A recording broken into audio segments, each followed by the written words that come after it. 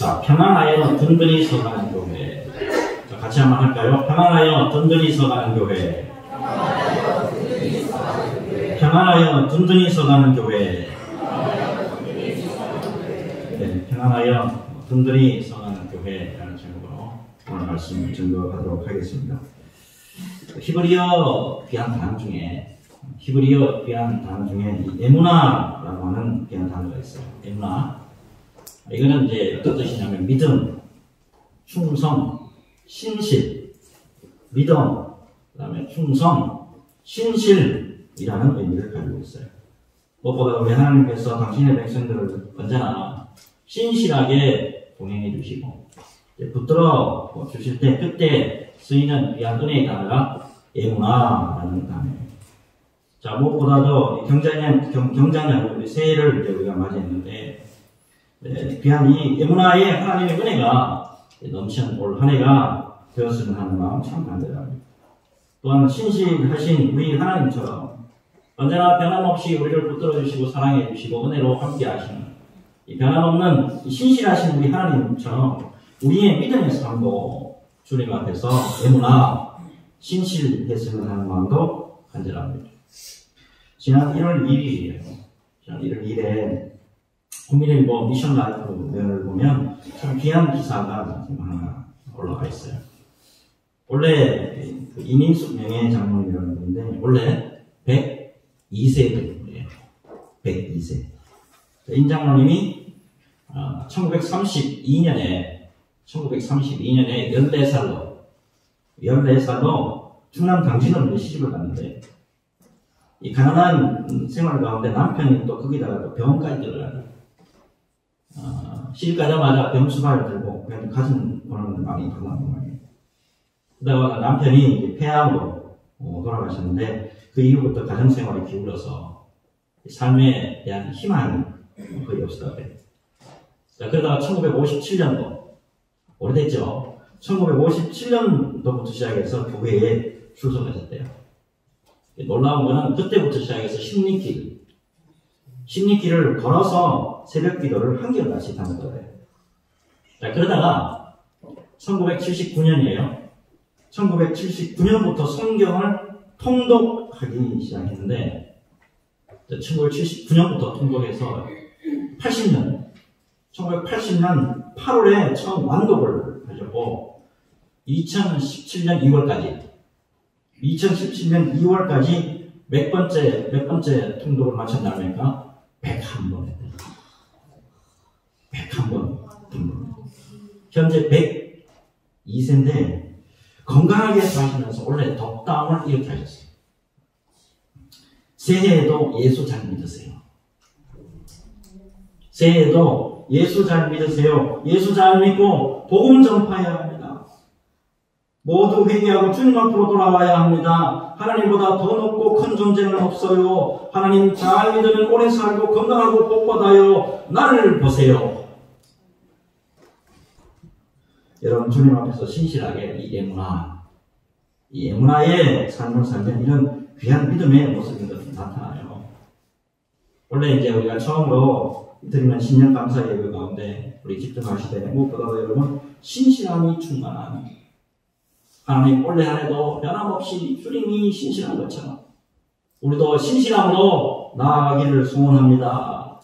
우리의 소망 가운데 함께 하셔서 주님이여 우리 교회를 신실함으로 붙잡아 주시고 우리 가정을 신실함으로 붙잡아 주시고 우리의 믿음을 신실함으로 붙잡아 주셔서 오로지 우리로 말미암아 주 예수 그리스도의 이름이 존귀케 되기를 소원합니다. 이 마음 가지시고 이 예배에 집중하는 저와 여러분 되시기를 주 예수님의 이름으로 축복합니다. 자, 이제 오늘 말씀 보겠는데 특별한 인물이 한 분 나오죠. 특별한 인물이 나오는데 신실하신 참 우리 주님의 귀한 은혜로 이 한 사람이 세워지는 모습을 볼 수가 있고 이 한 사람만 세워지는 게 아니고 그 신실함 속에서 교회도 든든히 세워지는 모습을 오늘 본문을 통해서 알 수가 있습니다. 자, 먼저 특별한 이제 인물 한 사람 등장하죠. 한때는 잘못된 신념과 신앙으로 살았어요. 자기가 믿는 게 다인 줄 알았어. 자기가 믿는 하나님이 다인 줄 알았어. 자기가 알고 있는 성경이 다인 줄 알았어. 그런 사람이었는데 변하죠.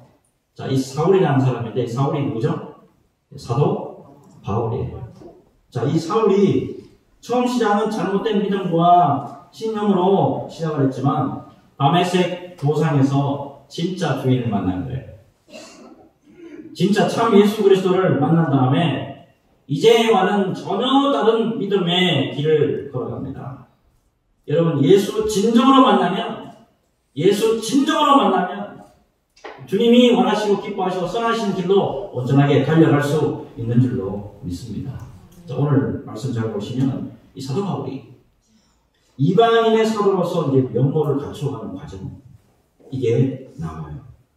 자, 먼저 우리가 사도 바울의 변화 과정에서 볼 수 있는 특이한 것이 있는데 뭐냐면, 여러분, 변화의 과정에서 예수 믿고 또는 직분을 받고 사역을 감당하면서 여러 가지 일들이 있을 수가 있는데, 변화의 과정에서 겪을 수 있는 여러 가지 장애가 있단 말이에요. 올 한 해 열심히 잘 달려가려고 합니다. 올 한 해 정말 신실해지려고 에무나의 삶을 살려고 합니다. 그런데 그럼에도 불구하고 장애가 없느냐? 장애가 있어요. 자, 이 사람이 장애를 어떻게 극복해 나갈까요? 자, 오늘 이제 본문 23절부터 보시면 여러 날이 지나매 유대인들이 사울을 죽이기를 공모하더니 그랬습니다. 여러분, 예수 믿는 사람들을 핍박하던 이 사울이 이제는 전혀 다른 사람으로 변했어요. 예수님이 원하시는 마음으로 변했단 말이에요. 하나님이 기뻐하시는 사람으로 변했단 말이에요. 그럼에도 불구하고 어떤 일이 벌어져요? 죽이려고 하는 사람이 생겨요. 네? 복음을 적극적으로 이제는 막 전하는 사람이 되어 있으니까 대적들인 유대인들이 이 사람을 막 죽이려고 공모합니다. 이 사실이 사울에게 알려지니까 도저히 이제 어쩔 수가 없어서 밤에 광주리를 타고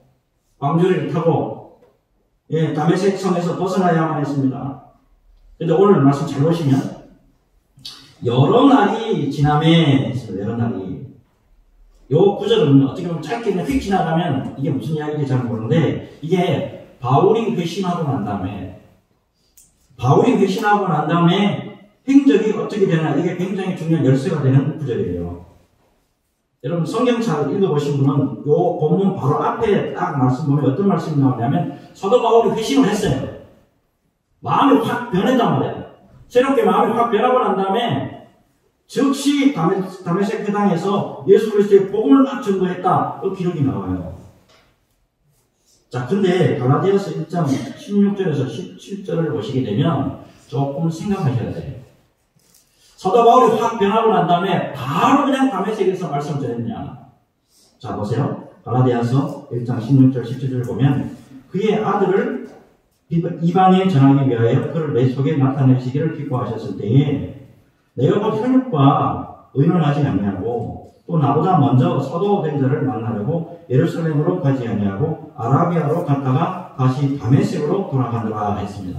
이 말씀 잘 보시면 어때요? 사도 바울이 회심하고 아라비아로 먼저 가죠.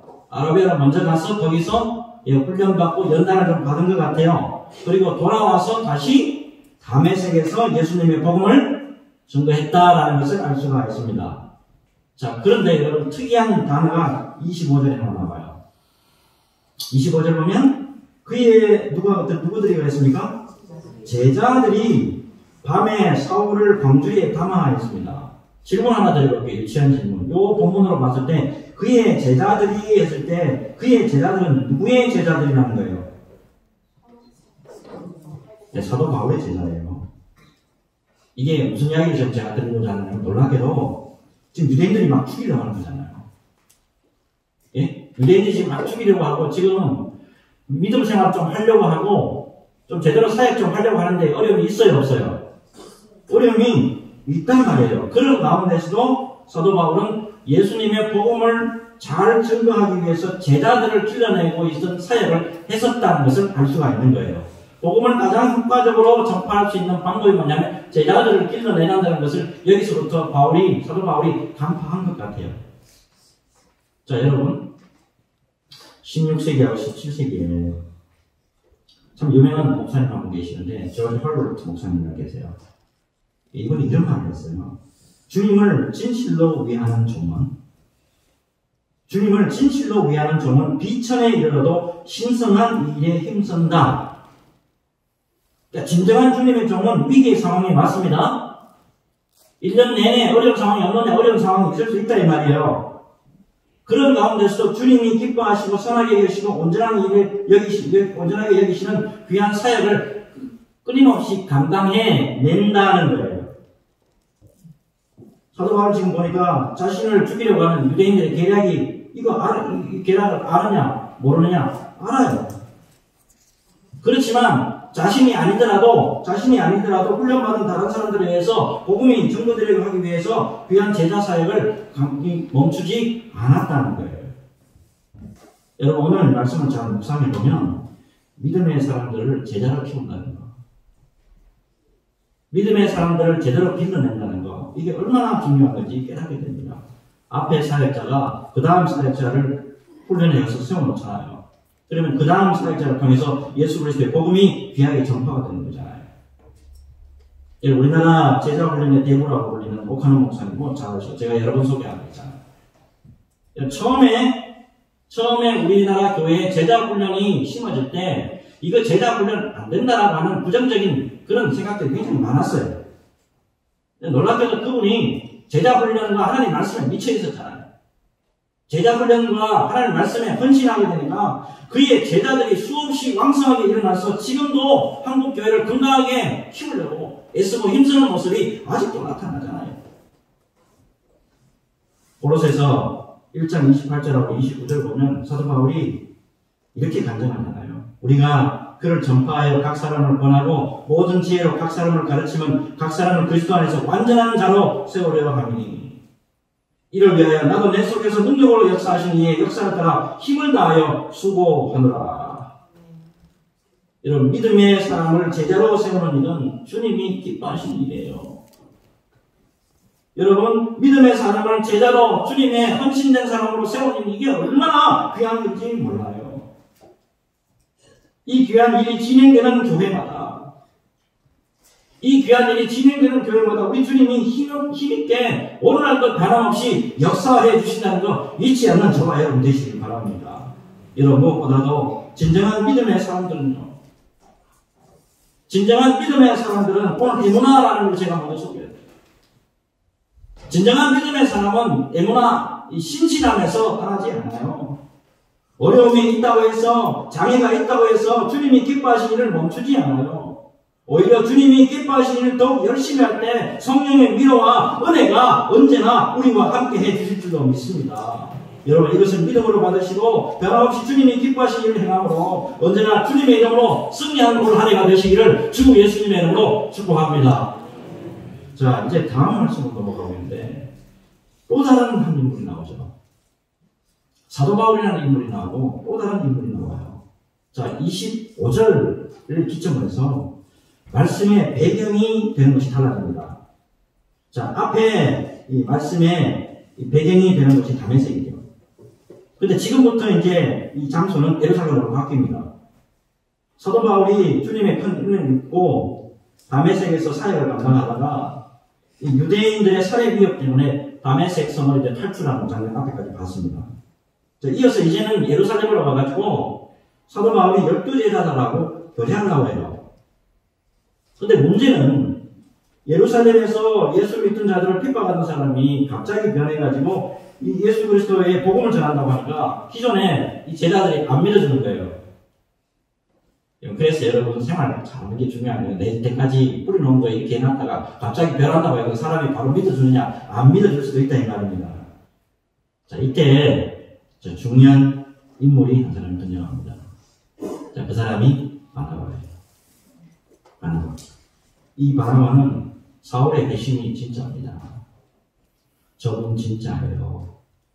저분 진짜입니다. 저분 정말 신실합니다. 라고 소개했던 사람이에요. 다메섹에서 부활하신 그 예수님을 만나서 사명을 받았다. 그리고 어떻게 해서 다메섹에서 사역을 잘 감당했는지 변호를 해줍니다. 이 바나바라는 사람은 사도행전 4장을 보시게 되면 자신의 소유를 팔아서 교회에 바치기도 했고요. 또 충실하게 또 복음 전하는 사명을 잘 감당했던 인물이었습니다. 자, 그랬기 때문에 아마 다른 많은 제자들에게도 두터운 신임을 얻고 있었을 거예요.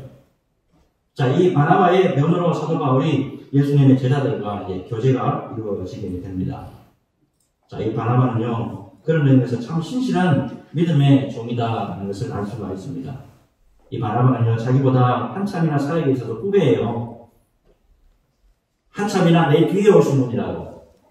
내 뒤에 교회에 오신 분이고, 내 뒤에 등록하신 분이라고.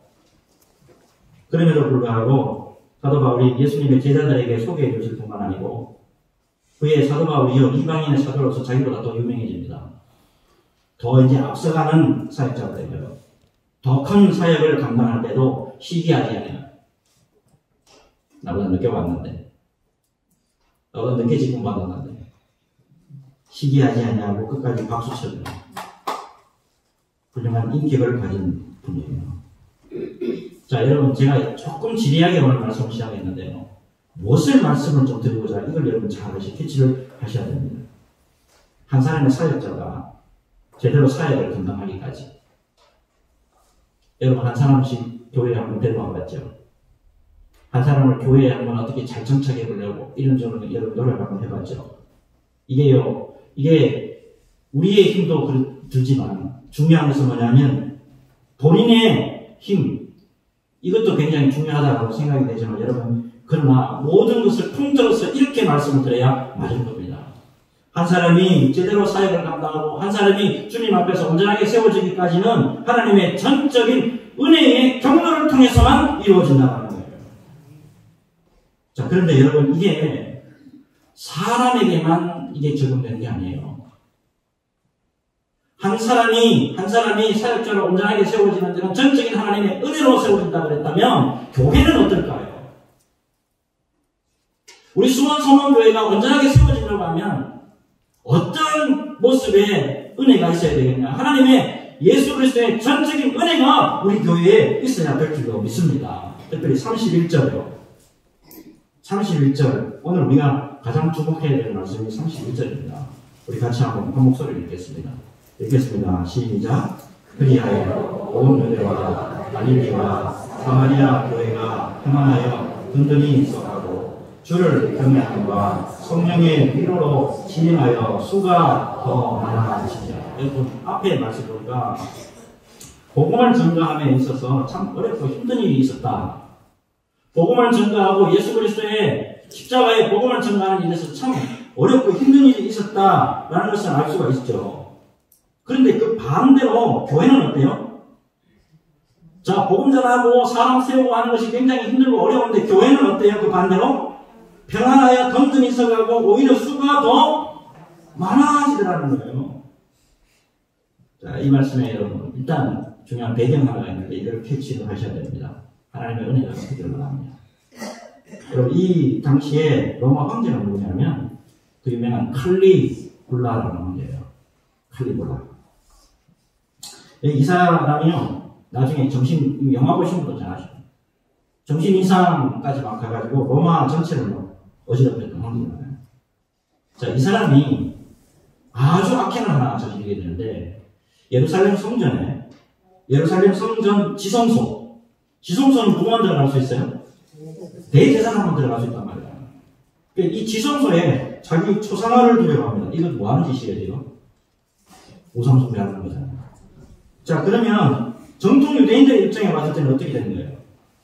지성소에 로마 황제의 사진, 초상화가 놓이는 순간에 자신들의 신앙이 와르르 지금 무너지게 되고, 이게 성소의 거룩함이 와르르 무너지게 된단 말이에요. 그렇게 되니까 자기네들이 지금 로마 황제의 이 핍박을 여기에 대해서 완전히 지금 지키기 위해서, 신앙 지키기 위해서 완전히 지금 안간힘을 쓰게 되는 거예요. 그런데 이때 정통 유대인들은 기독교를 엄청나게 핍박했습니다. 굉장히 사람들이 많이 죽어나가고 굉장히 힘든 그런 상황이에요. 자, 그런데 지금 자기네들이 지금 로마 황제에 의해서 지성소에 초상화가 모이게 되고 자기네들의 신앙이 위험해지게 되니까 지금 유대인들이 이 기독교인들을 신경 쓸 수 있을까요? 없을까요? 신경 못 씁니다. 하나님이 그렇게 신경 못 쓰도록 만들어버립니다. 그런 가운데 오늘 말씀 보니까 모든 교회들이 든든히 서나가고 성령의 위로가 더해지면서 교회가 부흥하는 역사가 있게 되는 거예요. 자, 지금 무슨 말씀인지 좀 연결해서 좀 따라오셨으면 좋겠는데, 이 한 사역자인 사도 바울이나 이 교회나 이렇게 하나님의 은혜가 있어야 하나님이 붙들어 주시고 간섭해 주시고 하나님이 역사해 주신 그런 은혜가 있어야 사역의 열매와 부흥의 역사가 있다는 것을 발견할 수 있게 되는 거예요. 그런 목사님의 간증이 생각나는데, 아무것도 없는 서울의 강남 가락시장. 제가 93년도 서울로 왔는데 93년도에 가락시장 하면 진짜 허벌판에다가 정말 아무것도 없었어요. 여기서 상가 건물에서 개척을 합니다. 근데 놀랍게도 그때 개척해가지고 놀랍게도 수만 명의 사람의 부흥을 이끈 그 목사님이 어느 날 세미나에 오셔가지고 이렇게 쭉 간증하고 이렇게 하시더라고요. 자기 가지고 있는 목회 아이디어나 전략 방법 등을 자세히 이렇게 소개하더라고요. 근데 세미나 마지막쯤에 이런 말씀을 하시는 것이 기억이 납니다. 뭐가 기억이 나냐면, 제가 이런저런 프로그램, 목회적 아이디어, 제 은사 때문에 우리 교회가 부흥한 것으로 여러분 생각하시면 절대 안 됩니다. 제가 목회에서 승리하고 교회가 부흥한 것은 절대적으로 주님의 은혜였고 하나님의 은혜였습니다. 오늘 이 세미나가 끝나고 난 다음에 여러분 기도하실 텐데, 뭔가 목회적 능력을 주십시오, 잘 감당할 수 있는 지혜를 주십시오, 그런 기도보다는 하나님 나에게 이 모든 것을 잘 감당할 수 있는 은혜를 주십시오. 오직 우리가 사명을 잘 감당하고 교회가 부흥하는 원천에는 하나님의 은혜밖에 없습니다. 은혜를 주십시오. 이렇게 집중하며 기도하십시오. 이렇게 말씀하시더라고요. 올 한 해 우리가 신년 감사 예배 지금 드리고 있는데요. 하나님 앞에 올 한 해 우리가 무엇을 구해야 할 거냐? 하나님 앞에 무엇을 구해야 되냐? 이제 오늘 답을 제시를 하겠습니다. 여러분, 사랑하는 여러분, 특별히 오늘 설교 제목이 어떠냐면 평안하여 든든히 서가는 거예요. 평안하여 든든히 서가는 거예요. 원래 우리 교회 표어입니다. 여러분, 우리 모두가 우리 교회가 든든하고, 우리 교회뿐만 아니라 우리 가정이, 우리의 믿음이 평안하여 든든히 서나가기를 원하실 겁니다. 자, 그렇다면 여러분, 원래 우리 교회, 우리 모두가 세 가지의 주님의 은혜가 있어야 한다는 것을 여러분 잘 간파하셔야 돼요. 여러분 31절 다시 보면요. 첫째가 뭐냐면 평안이에요. 여러분 평안이 있어야 된다고요. 평안. 히브리 말로는 샬롬이죠. 자, 헬라어는 뭘까요? 에이레네라는 말입니다. 샬롬, 에이레네. 이 샬롬, 에이레네, 이것이 있을 때 교회가 평안하여 든든히 성장할 수 있다는 거예요. 여러분, 근데 성경적으로 와서 평안이라고 할 때 아무 일도 없는 그런 평안한 상태를 그렇게 말하지 않아요. 평안이라고 할 때. 어느 목사님이 이렇게 표현하더라고요. 거대한 폭포에 시원하게 쏟아지는 물줄기. 상상이 되시나요? 거대한 폭포가 있는데 막 시원하게 물줄기가 막 쏟아지는데 그 옆에 작은 가지에 작은 새 한 마리가 평안히 앉아 있습니다. 이거를 성경적인 평안이다 이렇게 말하더라고요. 여러분, 믿음의 길을 가고 교회에서 이런저런 일 수없이 일어나지요. 하지만 그런 가운데서도 주님이 붙들어 주신 그 은혜 속에서 편안하게 모든 걸 넉넉히 잘 감당할 때 그게 바로 샬롬의 축복, 에이레네의 축복이라는 거예요. 자, 그렇다면 여러분, 이 평안은 어떨 때 오냐는 거예요. 이 평안을 어떻게 할 때 유지할 수 있고 이 평안이 어떨 때 올 수 있는 거예요. 유명한 가이드 포스트에 보면 이런 유명한 예화가 하나 나와요. 어느 비행기 조종사가 구형 비행기를 봅니다.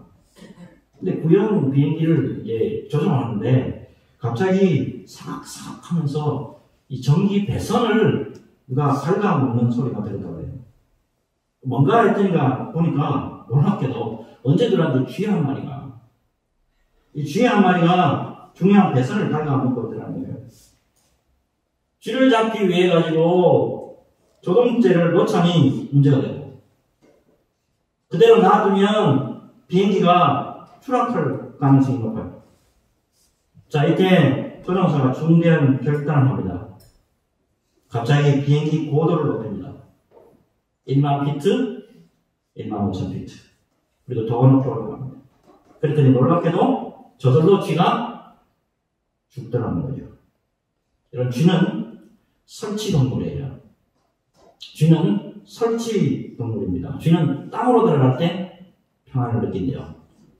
땅으로 들어가야 된대요. 근데 고도가 높아지면 더 이상 쥐가 평안을 누리지 못하고 스스로 죽는답니다. 이 예화가 우리에게 주는 교훈이 있지요. 여러분, 이 땅에서 우리가 주님이 주시는 평안을 누리려면 기도를 통해서 위에 계신 주님을 향해 올라가야 한다는 거예요.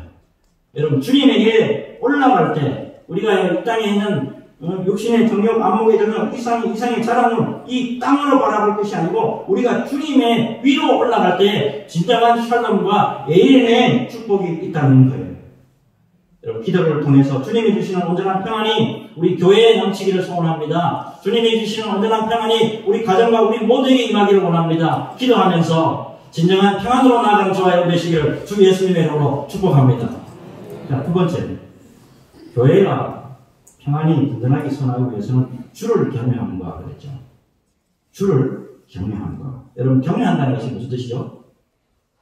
두려워한다는 거예요. 여러분, 믿음 생활을 하든지 직분을 감당을 하든지 사역을 감당하든지 무슨 일을 하든지 직장 생활을 감당하든지 가정 생활을 감당하든지 학교에서 생활하든지 하나님이 살아계신다는 거, 주님이 살아계신다는 거, 주님이 살아서 역사하신다는 거, 이거 잊으시면 안 됩니다. 요한계시록 2장 1절이죠. 에베소 교회의 사자에게 편지하라. 오른손에 있는 7뼈를 붙잡고 7 금초대 사이를 거니시는 이가 이르시되, 7 교회의 사이를 거니신다. 이게 무슨 뜻이죠? 모든 교회를 통치하시는 분이에요. 우리 예수님이 사람이 교회를 통치하는 게 아니에요. 예수님이 교회를 통치하시는 분이란 말이에요. 우리 살아계신 주님이. 또한 요한계시록 2장 18절이죠. 부하디라 교회의 사자에게 편지하라. 그 눈이 불꽃 같고 그 발이 빛난 추수와 같은 하나님의 아들이 이르시되, 그 눈이 불꽃 같답니다. 여러분 모두와 저와 여러분 모두 감찰하신 주님이 우리 예수님이라는 거예요. 여러분, 우리 주님이 우리 수원 소망교회를 다스리고 감찰하고 계신다는 거, 이거 잊으시면 안 돼요. 그래서 언제나 주님 앞에서 두렵고 떨리는 마음으로 경외하면서 벗어나지 않고 반듯하게 세워질 때 우리 교회가 평안하여 온전하게 든든히 세워질 줄로 믿습니다. 이 믿음으로 주님 앞에 경고하게서는 저와 여러분 되시기를 주 예수님의 이름으로 축복합니다. 자, 마지막 세 번째, 여러분 평안하여 교회가 든든히 서기 위해서는 성령의 위로로 했습니다. 성령의 위로. 특별히 여러분 고린도후서 1장을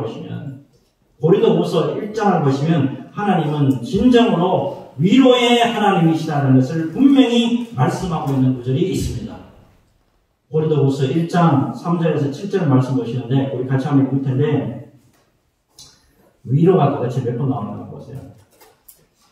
자, 위로의 하나님이라는 거 분명히 증명하고 있는데 고린도후서 1장 3절에서 7절입니다. 우리 같이 한번 보절을 맞춰서 읽도록 하겠습니다. 시작. 찬송하리로다. 그는 우리 주 예수 그리스도의 하나님이시요 자비의 아버지시요 모든 위로의 하나님이시며 우리의 모든 환난 중에서 우리를 위로하사 우리로 하여금 하나님께 받는 위로로서 모든 환난 중에 있는 자들을 능히 위로하게 하시는 이시로다. 그리스도의 권한이 우리에게 넘친 것 같이 우리가 받는 위로도 그리스도로 말미암아 넘치는도다. 우리가 환난 당하는 것도 너희가 위로와 구원을 받게 하려는 것이요 우리가 위로를 받는 것도 너희가 위로를 받게 하려는 것이니 이 위로가 너희 속에 역사하여 우리가 받는 것 같은 고난을 너희도 견디게 하느니라. 아멘. 아멘. 위로의 하나님이에요. 성령의 위로가 있을 때 우리 교회는 반드시 평안하여 든든히 서나가는 교회 될 줄로 믿습니다. 이 성령의 위로로 우리 교회뿐만 아니라 우리 모두가 든든하게 세워진 올 한 해가 되시기를 주 예수님의 이름으로 축복합니다. 자, 이제 말씀을 정리를 한번 해볼게요. 여러분, 주의 종으로서 우리 주 예수 그리스도 앞에서 이렇게 든든히 서려져 나가는 것. 전부 다 전적인 주님의 은혜죠. 또 교회가 평안히 든든히 서는 것도 오로지 주님의 은혜 때문인도 살펴보았습니다. 여러분, 무엇보다도 주님이 주시는 평안과 또 주님을 경외함과 성령의 위로의 은혜가 넘쳐서 올 한 해 우리 교회와 우리 성도들이 정말이지 평안하여 든든히 서가는 그런 은혜가 넘쳤으면 합니다. 무엇보다도 이 은혜가 주님 우리 교회에 충만하기를 원합니다. 늘 우리 주님 앞에서 기도하시기를 바라고 기도할 때에 은혜가 임할 줄로 믿습니다. 이 은혜를 통해서 넉넉히 올 한 해 승리하는 저와 여러분 되시기를 주 예수님의 이름으로 축복합니다. 축복합니다. 주님.